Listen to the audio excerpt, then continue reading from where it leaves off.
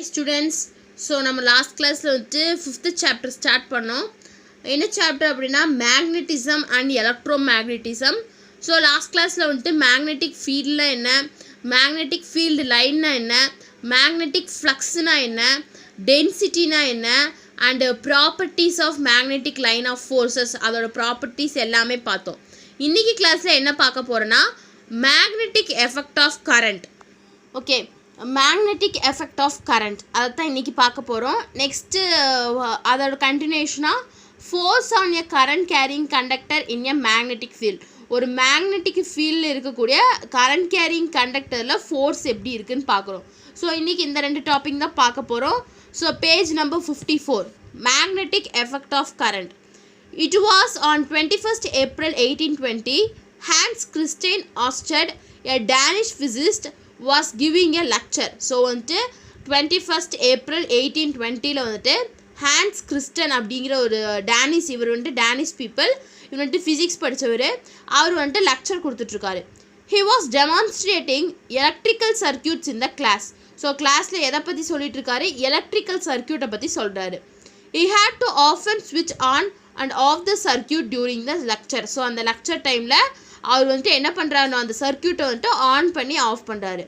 Accidentally he noticed the needle of the magnetic compass that was on the table. So ஆக்சிடெண்ட்டாக அவர் என்ன notice பண்ணுறாருன்னா ஒரு needle, அதாவது ஒரு ஊசி, அது எங்கே இருக்குன்னா needle of the magnetic compass, sorry magnetic காம்பஸில் இருக்கக்கூடிய நீடில் வந்துட்டு டேபிளில் இருக்குது. It deflected whenever he switched on and the current was flowing through the wire. So அது என்ன பண்ணுதுன்னா டெஃப்ளெக்ட் பண்ணுது. எப்போனா அது வந்துட்டு கரண்ட்டை வந்துட்டு ஸ்விட்ச் ஆன் பண்ணும்போது அந்த கரண்ட் வந்துட்டு அந்த ஒயரில் ஃப்ளோ ஆகும்போது அது வந்துட்டு அதை டெஃப்ளெக்ட் பண்ணுது அப்படிங்கிறாங்க. The compass needle moved only slightly. ஆனால் அந்த காம்பஸ் நீடில் வந்துட்டு அந்த காம்பஸில் இருக்கக்கூடிய அந்த நீடில் வந்துட்டு ஸ்லைட்டாக தான் மூவ் ஆகுது. So that the audience didn't even notice. So அதை வந்துட்டு ஆடியன்ஸ், அதாவது லெக்சர் கொடுத்துட்டு இருக்க ஸ்டூடெண்ட்ஸ் வந்து அதை நோட்டீஸ் பண்ணலை. But it was clear to Oersted that something significant was happening. ஆனால் வந்துட்டு அவருக்கு ஒரு கிளியரான ஒரு மைண்ட் செட் இருக்குது. என்ன அப்படின்னா வந்துட்டு ஏதோ ஒன்று புதுசாக வந்துட்டு நடக்குது அப்படிங்கிறாரு. He conduct many experiments to find out a startling effect, the magnetic effect of current. So அதுக்காக வந்துட்டு இந்த மேக்னெட்டிக் எஃபெக்ட் ஆஃப் கரண்ட்டை வந்துட்டு ஃபைண்ட் பண்ணுறதுக்காக, கண்டுபிடிக்கிறதுக்காக நிறைய எக்ஸ்பிரிமெண்ட்டை வந்துட்டு அவர் பண்ணுறாரு. ஸோ இப்போ இதில் என்ன சொல்கிறாங்க, ஒரு ஹான்ஸ் கிறிஸ்டியன் அப்படிங்கிற வந்துட்டு ஒரு ஃபிசிஸ்ட்டு, டேனிஷ் ஃபிசிஸ்ட்டு, அவர் வந்துட்டு லெக்சர் கொடுத்துட்ருக்காரு. எப்போ கொடுக்குறாருன்னா 21st April 1820 லெக்சர் கொடுத்துட்ருக்காரு. ஸோ அவர் லெக்சர் கொடுக்கும்போது ஸ்விட்சை, சர்க்கியூட்டில் இருக்கக்கூடிய ஸ்விட்சை வந்துட்டு ஆன் பண்ணி ஆஃப் பண்ணுறாரு. ஸோ அப்படி ஆன் பண்ணி ஆஃப் பண்ணிகிட்டு இருக்கும்போது ஆக்சிடெண்ட்டாக அது எதிர்பாராத மாதிரி பார்க்கும்போது நிடில் இருக்கக்கூடிய மேக்னெட்டிக் காம்பஸ் வந்து டேபிளில் இருக்கக்கூடிய மேக்னெட்டிக் காம்பஸில் இருக்கக்கூடிய நிடில் வந்துட்டு டெஃப்ளெக்ட் ஆகிருக்கு. அந்த கரண்ட்டு வந்துட்டு அவர் ஆன் பண்ணும்போது அந்த கரண்ட் வந்துட்டு ஃப்ளோ ஆகிறது, அந்த ஒயரில் ஃப்ளோ ஆகும்போது அது டெஃப்ளெக்ட் ஆகுதுன்னு சொல்கிறாரு. அந்த காம்பஸ் நீடில் வந்துட்டு ஸ்லைட்டாக மூவ் ஆகிறதுனால யாருனாலையும் நோட்டீஸ் பண்ண முடியல. ஆனால் வந்துட்டு இவர் கிளியராக இருக்கார், ஏதோ ஒன்று புதுசாக அங்கே நடக்குதுன்னு சொல்லி கிளியராக இருக்கார். ஸோ அதனால வந்துட்டு ஒரு நிறைய எக்ஸ்பிரிமெண்ட்டை வந்துட்டு அவர் கண்டக்ட் பண்ணுறாரு. எதுக்கு அப்படின்னா இந்த மேக்னெட்டிக் எஃபெக்ட் ஆஃப் கரண்ட்டை வந்துட்டு கண்டுபிடிக்கிறதுக்காக நிறைய அதாவது எக்ஸ்பிரிமெண்ட்ஸை பண்ணுறாரு. Ørsted aligned a wire XY such that they were exactly along the north to south direction. So இவர் என்ன பண்ணுறாருன்னா ஒரு ஒயர், அதாவது XYன்னு ஒரு ஒயர் இது பண்ணுறாரு. அது என்ன டைரக்ஷன் இருக்குன்னா நார்த் டு சவுத் டைரக்ஷனில் இருக்குது. He kept one magnetic compass above the wire at A and another under the wire B. So இவர் என்ன பண்ணுறாருன்னா மேக்னெட்டிக் காம்பஸ் இருக்குல்ல, அதை வந்துட்டு அந்த ஒயர் மேலே வைக்கிறாரு. He kept one magnetic compass above the wire. So ஒரு மேக்னெட்டிக் காம்பஸை வந்துட்டு ஒயருக்கு மேலே, அதாவது ஏ ஒயருக்கு மேலே வைக்கிறாரு, இன்னொன்று அடியில் வைக்கிறாரு. When circuit was open and no current was flowing through it, the needle of both compass was pointing to the north. அதாவது வந்துட்டு இப்போ இந்த சர்க்கியூட்டை வந்துட்டு என்ன பண்ணுறாங்க, ஓப்பன் பண்ணுறாங்க, அதில் எந்த கரண்ட்டும் ஃப்ளோ ஆகலை. அப்போ அந்த நிடில், அந்த ரெண்டு காம்பஸில் இருக்கக்கூடிய நிடிலும் வந்துட்டு எதை பாயிண்ட் அவுட் பண்ணுதுன்னா நார்த்தை வந்துட்டு பாயிண்ட் அவுட் பண்ணுது. Once the circuit was closed and electric current was flowing, the needle at A pointed to the east and the needle at B to the west as shown. பாருங்க இதான் ஒரு இது பண்ணது. Wire வைக்கிறாரு, 2 compass வச்சுருக்காரு. So இது வந்துட்டு above த wire, ஒயருக்கு மேலே வச்சுருக்காரு, ஒயருக்கு கீழே வச்சுருக்காரு. ஸோ கரண்ட் ஃப்ளோ ஆகாமல் இருக்கும்போது எந்த மாற்றமும் இல்லை. அந்த நிடில் இருக்கக்கூடிய காம்பஸ் வந்துட்டு நார்த்தை ஃபேஸ் பண்ணி இருக்குது. ஆனால் கரண்ட்டு வந்துட்டு அதில் ஃப்ளோ ஆகும்போது, சர்க்கியூட்டில் கரண்ட் இருக்கும்போது அது டிஃப்ளெக்ட் ஆகுது. ஸோ மேலே இருக்கக்கூடிய காம்பஸ் வந்துட்டு எந்த சைடில் இருக்குது? ஈஸ்ட் சைடில் இருக்குது. அந்த பி காம்பஸ், அதாவது ஒயருக்கு அடியில் இருக்கக்கூடிய காம்பஸ் வந்துட்டு வெஸ்ட் சைடை வந்துட்டு பாயிண்ட் அவுட் பண்ணுது. பாருங்கள், அதான் சொல்லியிருக்காங்க பாருங்கள். Once the circuit was closed அந்த electric current was flowing. So அதில் எலக்ட்ரிக் கரண்ட் வந்துட்டு ஃப்ளோ ஆகும்போது அந்த நிடில் அதாவது பாயிண்டட், அதாவது இருக்கக்கூடிய ஒயருக்கு மேலே இருக்கக்கூடிய அந்த காம்பஸில் இருக்கக்கூடிய நிடில் வந்துட்டு ஈஸ்ட் சைடில் வந்துட்டு பாயிண்ட் அவுட் பண்ணுது, பி வந்துட்டு வெஸ்ட் சைடை வந்துட்டு பாயிண்ட் அவுட் பண்ணுது. This showed that current carrying conductor produces magnetic field around it. So இதுலேருந்து நமக்கு என்ன தெரியுது? ஒரு கரண்ட்டை கேரி பண்ணிட்டு போகிற கண்டக்டரும் வந்துட்டு மேக்னெட்டிக் ஃபீல்டை வந்துட்டு ப்ரொடியூஸ் பண்ணும் அதை சுற்றி அப்படின்னு தெரியுது. The direction of magnetic lines around a current carrying conductor can be easily understood using right hand thumb rule. அதாவது வந்துட்டு ஒரு டைரக்ஷன், அதாவது மேக்னெட்டிக் லைனை, அந்த மேக்னெட்டிக் லைன்ஸை சுற்றி இருக்கக்கூடிய மேக்னெட்டிக் லைன்ஸ் அதோட டைரக்ஷனை வந்துட்டு நம்ம ஒரு கரண்ட் கேரிங் கண்டக்டரில் இருக்கக்கூடிய மேக்னெட்டிக் லைன்ஸோட டைரக்ஷனை வந்துட்டு நம்மளால் ஈஸியாக அண்டர்ஸ்டாண்ட் பண்ணிக்க முடியும். எப்படி அப்படின்னா ரைட் ஹேண்ட் தம்ப் ரூல் மூலயமா அப்படிங்கிறாங்க. Hold the wire with 4 fingers of your right hand with thumbs up position. அதாவது அந்த ஃபிங்கரை வந்துட்டு எப்படி ஹோல்ட் பண்ணுறீங்க அப்படின்னா பாருங்கள், இந்த பிக்சரில் பார்த்துக்கோங்க, நான் அப்படியே சொல்கிறேன். ஸோ உங்கள் ரைட் ஹேண்ட் எடுத்துக்கிறீங்க, அந்த ஃபிங்கரை வந்துட்டு நீங்கள் ரைட் ஹேண்டை வந்துட்டு ஃபோல்டு பண்ணி அந்த தம்ப் ஃபிங்கரை மட்டும் அது மேலே வைக்கிறீங்க, அப் பொசிஷனில், அதாவது மேலே பார்க்குற மாதிரி. If the direction of the current is towards the thumb then the magnetic curled in the same direction as you other 4 fingers as shown. அதாவது வந்துட்டு சப்போஸ் அந்த கரண்ட்டோட டைரக்ஷன் வந்துட்டு டுவர்ட்ஸ் தம்பை நோக்கி வந்துச்சு அப்படின்னா அந்த மேக்னெட்டிக் லைன்ஸ் ஆஃப் ஃபோர்ஸும் வந்துட்டு சேம் டைரக்ஷனில் தான் இருக்கும். This shows that magnetic field is always perpendicular to the direction of the current. இதில் நமக்கு என்ன தெரியுது? அந்த மேக்னெட்டிக் ஃபீல்டோட டைரக்ஷன் எப்படி இருக்கும்? ஆல்வேஸ் பர்பெண்டிகுலர், அதாவது கரண்ட்டோட டைரக்ஷனுக்கு பர்பெண்டிகுலராக இருக்கும் அப்படின்னு சொல்கிறாங்க. ஸோ இதான் வந்துட்டு right hand thumb rule. The strength of the magnetic field at a point due to current carrying wire depends on. அதாவது வந்துட்டு மேக்னெட்டிக் ஃபீல்டு இருக்கக்கூடிய ஸ்ட்ரென்த்து வந்துட்டு எதை டிபெண்ட் பண்ணி இருக்கும் அப்படின்னா the current in the wire, அந்த ஒயரில் இருக்கக்கூடிய கரண்ட்டு டிபெண்ட் பண்ணி இருக்கும். நெக்ஸ்ட்டு வந்து distance of the point from the wire. So எவ்வளோ பாயிண்ட் டிஸ்டன்ஸ் இருக்குது அதை டிபெண்ட் பண்ணி இருக்கும். Next the orientation of the point from the wire. So ஒயர்லேருந்து அந்த பாயிண்ட்டுக்கு வந்துட்டு எவ்வளோ ஓரியன்டாக இருக்குது அப்படிங்கிறத பேஸ் பண்ணி இருக்கும். Next the magnetic nature of the medium. So நம்ம வைக்கிற மீடியத்தோட மேக்னெட்டிக் நேச்சரை பேஸ் பண்ணியும் இருக்கும் அப்படிங்கிறாங்க.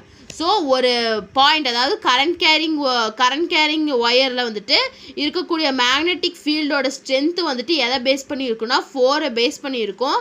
என்னென்னா first one is the current in the wire, அந்த ஒயரில் இருக்கக்கூடிய current. Next one is distance of the point from the wire. So பாயிண்ட்லேன்ட்டு எவ்வளோ டிஸ்டன்ஸில் இருக்குது. Next the orientation of the point from the wire and the magnetic nature of the medium. The magnetic field lines are stronger near the current carrying wire and it diminishes as you go away from it. அதாவது magnetic field lines வந்துட்டு எப்போ ஸ்ட்ராங்கராக இருக்குன்னா அந்த current carrying ஒயருக்கு பக்கத்தில் வரும்போது ரொம்பவே ஸ்ட்ராங்காக இருக்கும். நம்ம அதை விட்டு தூரமாக தள்ளி போகும்போது அது கொஞ்சம் கிராஜுவலாக டிக்ரீஸ் ஆகிட்டே வரும். This is represented by drawing magnetic field lines closer together near the wire and further away from the wire. So இதை நம்ம எப்படி ரெப்ரசன்ட் பண்ணலான்னா மேக்னெட்டிக் ஃபீல்ட் லைனை வந்துட்டு ட்ரா பண்ணுறது மூலிமா இதை வந்துட்டு ரெப்ரசன்ட் பண்ண முடியும் அப்படிங்கிறாங்க. ஸோ இதுதான் வந்துட்டு magnetic effect of current. So வந்துட்டு இந்த ஹான்ஸ் கிறிஸ்டியன் ஆர்ஸ்டெட்டுங்கிற வந்துட்டு ஒரு டேனிஷ் ஃபிசிஸ்ட்டு அவர் வந்துட்டு நிறைய எக்ஸ்பிரிமெண்ட்டை வந்துட்டு கண்டக்ட் பண்ணுறாரு. எதுக்கு கண்டக்ட் பண்ணுறாருன்னா மேக்னெட்டிக் எஃபெக்ட் ஆஃப் கரண்ட்டை இது பண்ணுறதுக்கு அதை கண்டக்ட் பண்ணுறாரு.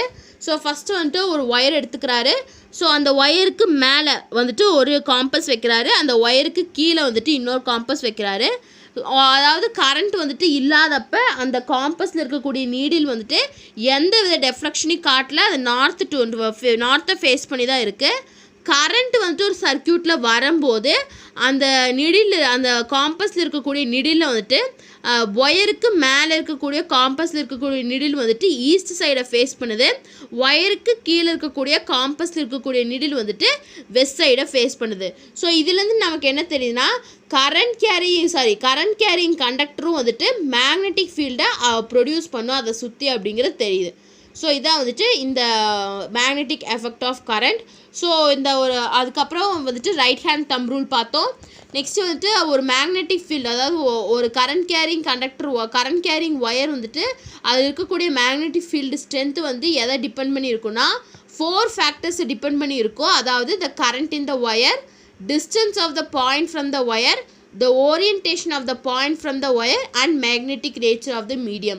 ஸோ இந்த 4 டிபெண்ட் பண்ணி அந்த ஸ்ட்ரென்த் இருக்குன்னு சொல்கிறாங்க. ஸோ இதான் வந்துட்டு magnetic effect of current. Next பாருங்கள், force on a current carrying conductor in a magnetic field. ஒரு மேக்னெட்டிக் ஃபீல்டில் இருக்கக்கூடிய force on a current carrying conductor in a magnetic field. So அந்த கரண்ட் கேரியிங் கண்டக்டரில் இருக்கக்கூடிய ஃபோர்ஸ், மேக்னெட்டிக் ஃபீல்டில் இருக்கக்கூடிய current carrying கண்டக்டரில் இருக்கக்கூடிய ஃபோர்ஸ் அப்படின்னா என்ன அப்படின்னு பார்க்கலாம். H.A. Lorentz found that charge moving in a magnetic field in a direction other than the direction of a magnetic field experiences a force. So H.A. Lorentz அப்படிங்கிற வந்துட்டு ஒரு சயின்டிஸ்ட்டு, அவர் என்ன கண்டுபிடிக்கிறாருன்னா, charge, அதாவது மேக்னெட்டிக் ஃபீல்டில் மூவ் ஆகக்கூடிய charge வந்துட்டு எந்த டைரக்ஷனில் மூவ் ஆகும் அப்படின்னா in a direction other than the direction of magnetic ஃபீல்டுக்கு ஆப்போசிட் டைரக்ஷனில் வந்துட்டு ஃப்ளோ ஆகும். அதாவது மேக்னெட்டிக் ஃபீல்டில் இருக்கக்கூடிய சார்ஜஸ் வந்துட்டு மேக்னெட்டிக் ஃபீல்டுக்கு ஆப்போசிட் சைடில் இருக்கக்கூடிய டைரக்ஷனில் வந்துட்டு ஃப்ளோ ஆகும். ஸோ அப்படி ஃப்ளோ ஆகும்போது அங்கே வந்துட்டு ஒரு ஃபோர்ஸ் வந்துட்டு இருக்கும். ஸோ இதைத்தான் நம்ம என்ன சொல்கிறோம்னா மேக்னெட்டிக் லாரன்ஸ் ஃபோர்ஸ் அப்படின்னு சொல்கிறோம். ஏன்னா வந்துட்டு லாரன்ஸ் அப்படிங்கிறது தான் வந்துட்டு இதை கண்டுபிடிச்சார். ஸோ அதனால் வந்துட்டு அவர் பேரே இருக்குது magnetic Lawrence force. Since charge in motion constitutes a current, conductor carrying moving charges placed in a magnetic field other than the direction of the magnetic field. அதாவது என்ன சொல்கிறாங்கன்னா, அதாவது since charge in a motion constitute a current, இப்போ charge வந்துட்டு motion, அதாவது move ஆகிட்டு இருக்கும்போது அது வந்துட்டு கரண்ட்டை வந்துட்டு நமக்கு கான்ஸ்டியூட் பண்ணுது நமக்கு தெரியும். அப்போ conductor carrying moving charges placed in a magnetic field, அப்போ அந்த சார்ஜஸை கேரி பண்ணிட்டு போகிற கண்டக்டரை வந்துட்டு நம்ம மேக்னெட்டிக் ஃபீல்டில் வைக்கும்போது அது எந்த டைரக்ஷனில் போகும், மேக்னெட்டிக் ஃபீல்டுக்கு ஆப்போசிட் இருக்கக்கூடிய டைரக்ஷனில் போகும். அப்படி போகும்போது நமக்கு வந்து நம்ம ஒரு ஃபோர்ஸை எக்ஸ்பீரியன்ஸ் பண்ணுவோம். ஸோ அதுதான் என்ன சொல்கிறாங்க, will also experience a force and can produce motion in the conductor. So அப்படி போகும்போது ஃபோர்ஸை வந்து அதை எக்ஸ்பீரியன்ஸ் பண்ணும். அப்போ அப்படி பண்ணும்போது மோஷன் அந்த அது என்ன ப்ரொடியூஸ் பண்ணும், கண்டக்டரில் வந்துட்டு மோஷனை வந்துட்டு ப்ரொடியூஸ் பண்ணும் அப்படின்னு சொல்கிறாங்க. பாருங்கள், ஒரு ஆக்டிவிட்டி கொடுத்துருக்காங்க. Take a cardboard and a thread a wire perpendicular through it. அதாவது ஒரு கார்ட்போர்டு எடுத்துக்கிறீங்க, ஒரு த்ரெட் ஒயர் எடுத்துக்கிறீங்க, பர்பெண்டிகுலராக வச்சுக்கிறீங்க. Connect the wire such that current flows of the wire. அந்த ஒயரை நம்ம எப்படி கனெக்ட் பண்ணோம், கரண்ட் ஃப்ளோ ஆகிற மாதிரி கனெக்ட் பண்ணிக்கணும். ஸ்விட்ச் ஆன் த சர்க்கியூட், ஸோ சர்க்கியூட்டை ஸ்விட்ச் ஆன் பண்ணிடணும். Let the current flow, so current வந்துட்டு ஃப்ளோ ஆகுது. Place a magnetic compass on the cardboard and mark the position. So இப்போ என்ன பண்ணுறீங்க, அந்த கரண்ட் ஃப்ளோ ஆகிட்டுருக்கு, ஒரு மேக்னெட்டிக் காம்பஸை வந்துட்டு வைக்கிறீங்க அந்த கார்ட்போர்டில், அதோட பொசிஷனை வந்துட்டு மார்க் பண்ணுறீங்க. Now move the magnet and mark the new position. அப்புறம் அந்த மேக்னெட்டை வந்துட்டு நீங்கள் கிராஜுவலாக மூவ் பண்ணுறீங்க, ஒரு நியூ பொசிஷனை மார்க் பண்ணுறீங்க. If you join all the points you will find that it is a circle. இப்போ வந்துட்டு நீங்கள் மூவ் பண்ணுற எல்லா பாயிண்ட்ஸையும் வந்துட்டு ஜாயின் பண்ணிங்க அப்படின்னா நமக்கு என்ன கிடைக்கும் அப்படின்னா சர்க்கிள் வந்துட்டு கிடைக்கும். Reverse the direction of the current you will find the magnetic circles are clockwise. அதை நீங்கள் ரிவர்ஸ் பண்ணி பார்த்தீங்கன்னா அந்த டைரக்ஷன், கரண்ட்டோட டைரக்ஷனை ரிவர்ஸ் பண்ணி பார்த்தீங்க அப்படின்னா கிளாக் வைஸில் அது இருக்கும் அப்படின்னு சொல்கிறாங்க. ஸோ இதுல என்ன தெரியுது அப்படின்னா, from this activity we infer that current carrying wire has a magnetic field perpendicular to the wire. அதாவது வந்துட்டு இதுலேருந்து என்ன தெரியுது, ஆக்டிவிட்டியில் கரண்ட்டை வந்துட்டு கேரி பண்ணிட்டு போகிற ஒயரில் வந்துட்டு மேக்னெட்டிக் ஃபீல்டு இருக்குது. அது எப்படி இருக்குன்னா அந்த ஒயருக்கு வந்துட்டு பர்பெண்டிகுலராக இருக்கும் அப்படிங்கிறாங்க. The deflection of the needle implies that current carrying conductor exerts a force on a compass needle. So அப்படி அந்த டெஃப்ளெக்ட் ஆகக்கூடிய நீடில் வந்துட்டு நமக்கு என்ன சொல்லுதுன்னு அப்படின்னா, இந்த கரண்ட்டை கேரி பண்ணிட்டு போகிற கண்டக்டர்ஸ்க்கு வந்துட்டு ஒரு ஃபோர்ஸ் இருக்குது. அந்த அதை தான் வந்துட்டு அந்த கரண்ட் இது வந்துட்டு சொல்லுது. அதான் சொல்கிறாங்க, the deflection of the needle implies that current carrying conductor exerts a force on compass needle. So வந்துட்டு அந்த நீடில் நம்மளை என்ன சொல்லுது, அந்த கரண்ட்டை கேரி பண்ணிட்டு போகிற கண்டக்டர் வந்துட்டு ஒரு ஃபோர்ஸை வந்துட்டு அந்த காம்பஸ் நீடில் மேலே எக்ஸர்ட் பண்ணுது. In 1821, Michael Faraday discovered that a current carrying conductor also gets deflected when it is placed in a magnetic field. So 1821ல் மைக்கேல் ஃபேரடே வந்துட்டு என்ன கண்டுபிடிக்கிறாருன்னா, கரண்ட்டை கேரி பண்ணிட்டு போகிற கண்டக்டர்ஸும் டெஃப்ளெக்ட் ஆகும். எப்போ அப்படின்னா, அதை வந்துட்டு மேக்னெட்டிக் ஃபீல்டில் வைக்கும்போது. பாருங்கள், இந்த ஃபிகர் 5.7ல் என்ன சொல்கிறாங்கன்னா, we can see that the magnetic field of permanent magnet and magnetic field produced by the current carrying conductor interact and produce the force of conductor. அதாவது வந்துட்டு நம்ம என்ன பார்க்குறோம் இதுனா, மேக்னெட்டிக் ஃபீல்டு, அதாவது பெர்மனன்ட் மேக்னெட் ப்ரொடியூஸ் பண்ணக்கூடிய magnetic ஃபீல்டையும் and magnetic field, அதாவது current carrying conductor வந்துட்டு ப்ரொடியூஸ் பண்ணக்கூடிய மேக்னெட்டிக் ஃபீல்டையும் வந்துட்டு நம்ம பார்க்குறோம். The view of perpendicular to the direction of current is shown in figure 5.8. So 5.8 figure பின்னாடி இருக்கு, நான் காட்டுறேன். அதில் என்ன காட்டுறாங்கன்னா, கரண்ட்டோட டேரக்ஷன் வந்துட்டு பெர்பெண்டிகுலராக இருக்குன்னு சொல்லி காட்டுறாங்க. பாருங்கள், force of a current carrying conductor kept in a magnetic field. So வந்துட்டு ஒரு கரண்ட் கேரிங் கண்டக்டர் வந்துட்டு நம்ம மேக்னெட்டிக் ஃபீல்டில் வைக்கும்போது அதோட டேரக்ஷன் எப்படி இருக்குது, பெர்பெண்டிகுலராக இருக்குது. ஸோ இதான் சொல்கிறாங்க. If a current I is flowing through a conductor of length L kept perpendicular to the magnetic field B, the force experienced by it is given by the equation. Suppose ஒரு கரண்ட்டை வந்துட்டு ஐயை வந்துட்டு, if a current I is flowing through the conductor of length, அதாவது ஒரு conductor இருக்குது, அதோட length வந்துட்டு L, அதில் வந்துட்டு கரண்ட் I வந்துட்டு ஃப்ளோ ஆகுது. ஸோ அது எப்படி இருக்குது, மேக்னெட்டிக் ஃபீல்டுக்கு பெர்பெண்டிகுலராக இருக்குது. ஸோ மேக்னெட்டிக் ஃபீல்டு நம்ம எப்படி ரெப்ரசன்ட் பண்ணுவோம், பிஆர் ரெப்ரசன்ட் பண்ணுவோம். ஸோ அப்படி ஃப்ளோ ஆகும்போது அதில் இருக்கக்கூடிய ஃபோர்ஸ், அது என்ன ஃபோர்ஸ் எக்ஸ்பீரியன்ஸ் பண்ணும் அப்படிங்கிறத வந்துட்டு எப்படி ஈக்குவேஷனாக கொடுக்கலான்னா, force is equal to current into length of the conductor into magnetic field. The above equation indicates that the force is proportional to the current through the conductor, length of the conductor and magnetic field in which the current carrying conductor is kept. So இந்த equation என்ன நமக்கு denote பண்ணுது, force வந்துட்டு டேரெக்டாக ப்ரொபோர்ஷனலாக இருக்குது. எதுக்கு, கரண்ட்டுக்கு, கண்டக்டரோட லென்த்துக்கு, magnetic ஃபீல்டுக்கு அப்படின்னு சொல்கிறாங்க. ஸோ இதான் வந்துட்டு ரொம்ப இம்பார்ட்டன்ட். அதாவது F is equal to I into L into B. So problems வந்துன்னா சால்வ் பண்ணுறதுக்கு வந்துட்டு இந்த ஃபார்முலா ரொம்ப important. The angle of inclination between the current and a magnetic field also affects the magnetic force. அதாவது வந்துட்டு கரண்ட்டுக்கும் magnetic ஃபீல்டுக்கும் நடுவில் இருக்கக்கூடிய inclination பாயிண்ட்னா centre point, அதுவும் வந்துட்டு சில சமயத்தில் மேக்னெட்டிக் ஃபோர்ஸை வந்துட்டு அஃபெக்ட் பண்ணும். When the conductor is perpendicular to the magnetic field, the force will be maximum. அதாவது அந்த கண்டக்டர் வந்துட்டு மேக்னெட்டிக் ஃபீல்டுக்கு வந்துட்டு பெர்பெண்டிகுலராக இருந்துச்சு அப்படின்னா அங்கே இருக்கக்கூடிய ஃபோர்ஸ் வந்துட்டு மேக்ஸிமமாக இருக்கும். when it is parallel to the magnetic field, suppose அந்த மேக்னெட்டிக் ஃபீல்டுக்கு வந்துட்டு பேரலாக இருந்துச்சு அப்படின்னா ஃபோர்ஸ் வந்துட்டு ஜீரோவாக இருக்கும் அப்படின்னு சொல்கிறாங்க. The force is always a vector quantity. So force அப்படிங்கிறது வந்துட்டு ஒரு vector quantity. A vector quantity has both magnitude and direction. So vector quantity என்ன, அதுக்கு magnitude இருக்கும், direction இருக்கும். It means we should know the direction in which the force would act. நமக்கு தெரியும் எந்த directionல force வந்துட்டு act பண்ணணும். The direction is often found using what is known as Fleming's left hand rule. அதாவது வந்துட்டு இதை நம்ம வந்துட்டு கரண்ட் அந்த இதோட ஃப்ளோ, அதாவது அந்த ஃபோர்ஸோட டேரக்ஷனை எப்படி கண்டுபிடிக்கலாம் அப்படின்னா இந்த ஃப்ளெமிங்ஸ் லெஃப்ட் ஹேண்ட் ரூல் மூலிமா கண்டுபிடிக்கலாம். ஸோ இதில் என்ன சொல்கிறாங்கன்னா, the law states that while stretching 3 fingers of the left hand in perpendicular, so வந்துட்டு லெஃப்ட் ஹேண்டில் இருக்கக்கூடிய 3 ஃபிங்கர்ஸை வந்துட்டு நீங்கள் பர்பெண்டிகுலராக ஸ்ட்ரெச் பண்ணும்போது perpendicular manner with each other, ஒவ்வொன்றும் வந்துட்டு த்ரீ ஃபிங்கர்ஸ், அதாவது லெஃப்ட் ஹேண்டில் இருக்கக்கூடிய 3 ஃபிங்கர்ஸை ஒன்றுக்கு ஒன்று வந்துட்டு பர்பெண்டிகுலராக ஸ்ட்ரெச் பண்ணும்போது if the direction of the current is denoted by the middle finger.